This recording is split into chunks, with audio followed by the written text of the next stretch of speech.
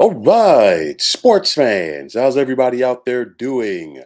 William Martin coming at you one more time here on YouTube with another edition of the 300 Pounds of Sports Knowledge Podcast. It's that time of the week, folks. My weekly picks in the world of the National Football League. And of course, the postseason is upon us as it's less than 24 hours now before wild card weekend in the NFL begins. 14 teams overall still have a shot to hoist the coveted Vince Lombardi Trophy as Super Bowl champions. You're going to have six tremendous games this weekend, spreading out between tomorrow and Monday. 12 teams in total. And then, of course, we'll be down to eight next week for the divisional round. But with that said, who has what it takes to survive and advance? And we're going to get things started off tomorrow with a battle between NFC West foes as the Seattle Seahawks will make the trek to Santa Clara to take on the San Francisco 49ers. And for Seattle, will the third time be the charm against the San Francisco 49ers? San Fran swept the season series, and a big reason for it has been their defense. And you think about what the Niners can do with their front seven, most notably Nick Bosa. They can make life tough for any quarterback. And it's going to be interesting to see if the Seahawks offensive line is going to be able to protect quarterback Geno Smith against Mr. Bosa and company. Now, in Brock Purdy, we trust for this San Fran offense. And it's basically, you know what? This kid is playing beyond his years. And I'm saying because he's using his smarts. He knows all of the talent that is around him, the Christian McCaffreys, Debo Samuels, and George Kittles on this team is basically, you know what? Get the football to them and let them do their thing. I think Brock Purdy continues to play within the realm of this offense. And when it's all said and done, I'm going to take San Francisco to take this one at home by the score of 31-20. TFX, how are you doing? Thanks for chiming in. And you're saying this weekend is going to be or gonna be great. Get your popcorn ready. Absolutely, because I think we have some tremendous games on tap for this weekend. And the next one that I want to talk about, and TFX, please feel free to drop some comments on this one. The game tomorrow night in Jacksonville is you're going to have the 9-8 Jags, the champions of the AFC South, hosting the Los Angeles Chargers. And to me, I think the microscope, which is going to be on all of these games, but I really think that it should be on this contest here because you're talking about two of the younger phenoms at the quarterback position that represent the future of this league. And I'm talking about Justin Herbert for the Chargers, as well as Trevor Lawrence for the Jacksonville Jaguars. Both of these players are making their playoff debuts. And I think this could be a preview of the future. And I mean, a lot of people focus on Josh Allen and Patrick Mahomes, rightfully so. But like I talked about after last season, and I've talked about this several times during this season, the AFC is simply loaded with quarterbacks. And I think this contest is going to be an example of that.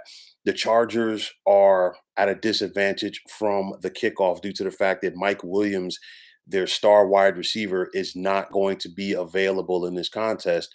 And of course, a lot of criticism has been and will continue to come down on Chargers head coach Brandon Staley for having Williams and his starters out there in a meaningless game last Sunday against the Denver Broncos.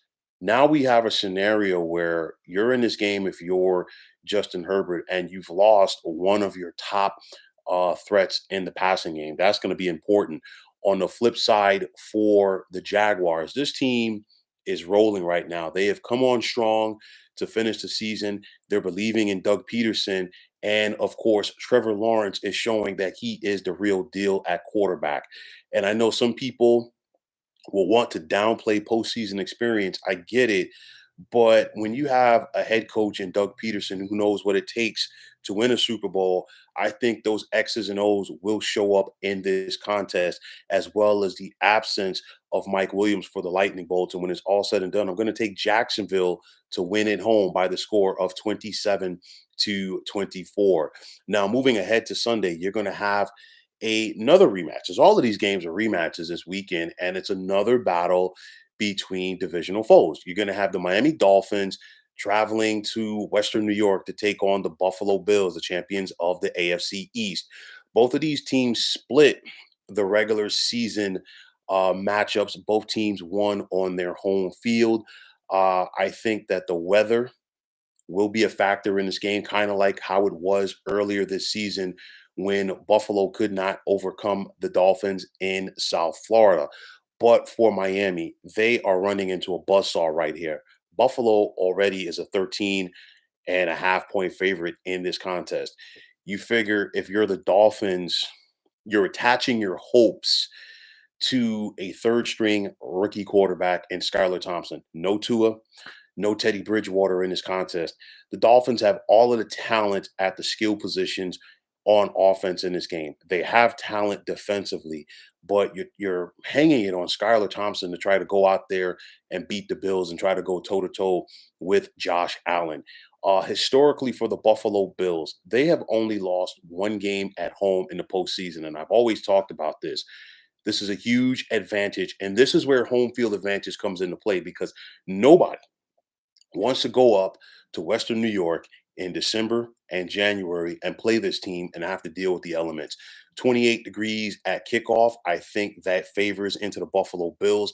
This fan base is going to be going electric. We saw that last week when the Bills wrapped up their regular season at home against the New England Patriots. I think that trend continues, and I'm going to take Buffalo in this contest by the score of 34-17. Now, in that 4:30 window on Sunday afternoon, you're going to have the New York Football Giants taking on the Minnesota Vikings, the champions of the NFC North. And there's a lot of intriguing headlines heading into this contest. The Giants and Vikings played several weeks ago on this same field, and it was a walk-off field goal by the Vikings that allowed them to win. So if you're the Giants, you definitely came out of that game with a lot of confidence, but you can't expect the same things that you did in that game to roll over to this game.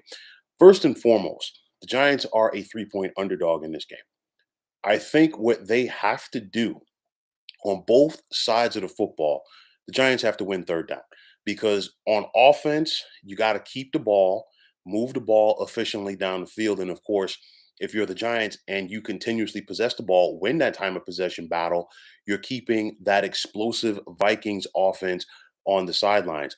Also, the Giants have to win third down defensively because you got to keep that Vikings offense off the field. So with that said, that means if you're New York, you want to try to keep this Minnesota offense in second and long and third and long situations, which allows players like Kayvon Thibodeau, who has been playing strong to end the season, regular season that is, to have the ability to go out there and rush the passer, who in this case is Kirk Cousins. Easier said than done because the Vikings can run the football effectively with Dalvin Cook.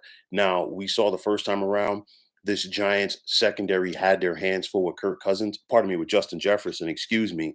A lot of things have changed for the Giants since then. They're getting bodies back, such as Xavier McKinney as well as Adoree Jackson. Justin Jefferson is going to be Justin Jefferson.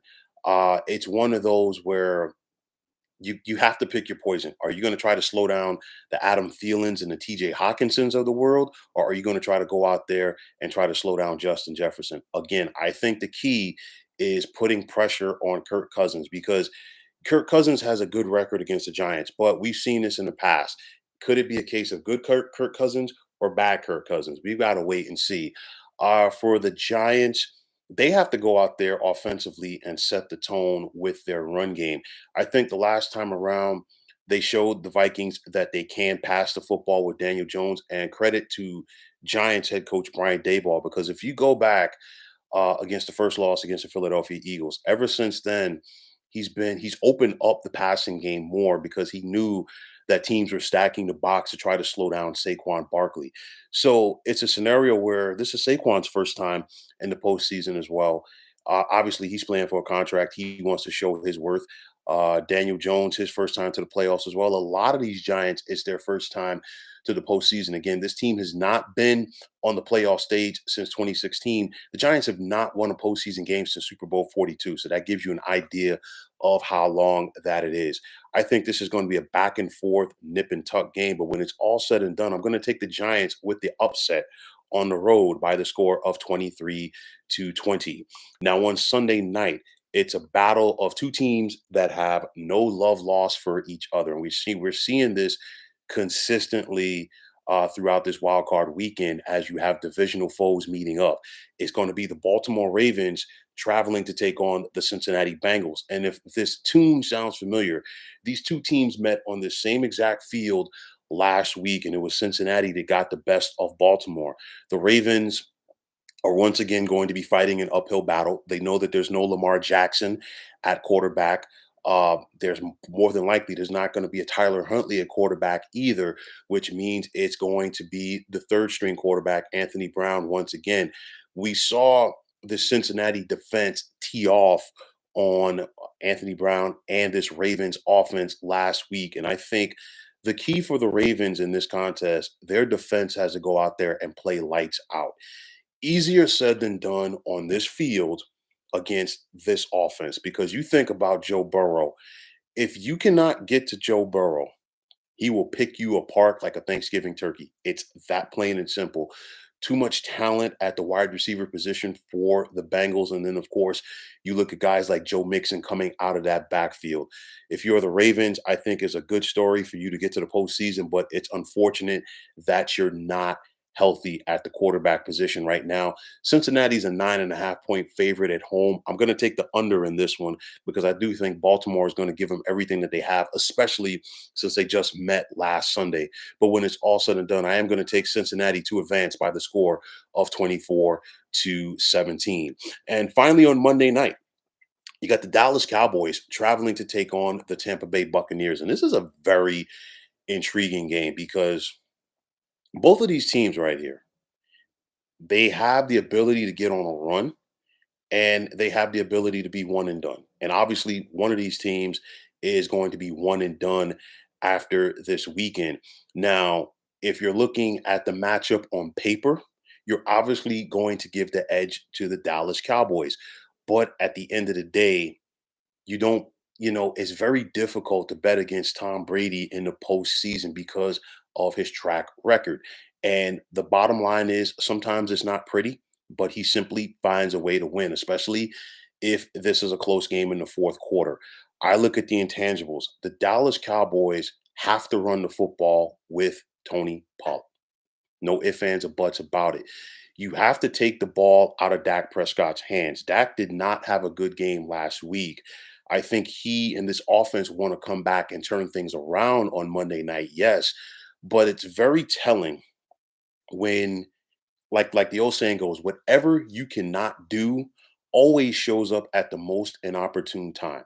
Dak Prescott led the NFL in interceptions this season, and he missed 5 games. So that's not a good thing right there. I look at this Cowboys team again, super talented, but which Cowboy team will show up? We saw them get embarrassed on the road last Sunday, courtesy of the Washington Commanders. And I think that right there is a make or break moment because either the Dallas Cowboys are going to come out like gunslingers in this game or they're going to go out with a whimper.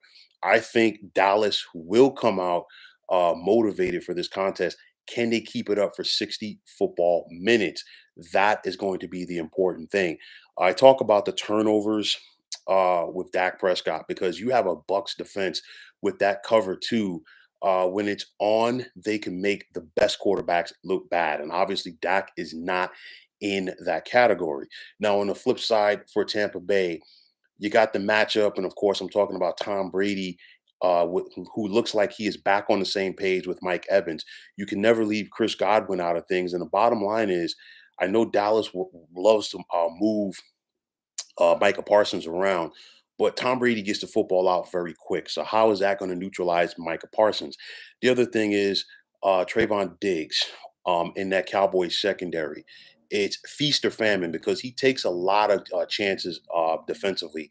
And if you take chances against a guy like Brady, Brady is one of the best ever as far as baiting DBs into making the wrong decisions. This is a game right here. Dallas is favored by 2.5 at home. Pardon me, on the road. The over under is 45.5. I think this is going to be a nip and tuck game throughout. Tom Brady is looking to avoid being one and done in the postseason for the first time since 2010 in consecutive, pardon me, not consecutive years. This losing home games in consecutive years since 2010 because of in 2010. No, I take that back. Had a senior moment. Yeah, I am right. It is a scenario where he would be one and he's looking to avoid being one and done in consecutive years. It happened in 2009 and 2010. I'm just thinking of that because that year the Patriots lost to the Jets in the divisional round, but they did have a first round bye. But nonetheless, it's one of those where it's so difficult to pick against him in January and of course the month of February. And when it's all said and done, it's not going to be pretty. But I think Brady and the Bucks find a way to pull it out by the score of 24-23. So, folks, those are my picks for this wild card weekend. And as always, I want to take the time out to thank you for tuning into the 300 Pounds of Sports Knowledge podcast here on YouTube. I want to take this time out to thank all of you fine folks out there for tuning in. And if you have not already, please feel free to subscribe to this channel. Now, if you're on Twitter, please feel free to follow me at 300 Pounds of Sports. And like I always say, if you follow me, it will be my pleasure to follow you right back. There's also the sports discussion group on Facebook at the Sports Depot 365. Now you can check it out. Drop a line and be a part of one of the better sports debating sites going on social media. TFX, as always, it's a pleasure. And I have to agree with you. Got to get your popcorn ready. I don't think I'll be eating popcorn tomorrow, but I'll definitely be snacking on something while I'm watching these games. I got to figure out what right now, but I'm not really sure. But I do agree with you. Without Tua, it's not going to be easy for Buffalo on the road. And be honest with you, even if they had a healthy Tua right now, the way that things are going for Buffalo, it's going to be tough. No Lamar, no chance, like you're saying, for the Baltimore Ravens. I got plenty to talk about that scenario between now and the next coming weeks. And again, some of these games are going to be nail biters, but that's what you have to expect from National Football League action. So, once again, fine folks, my name is William Martin. I'm signing off, saying take care and have yourselves a wonderful day.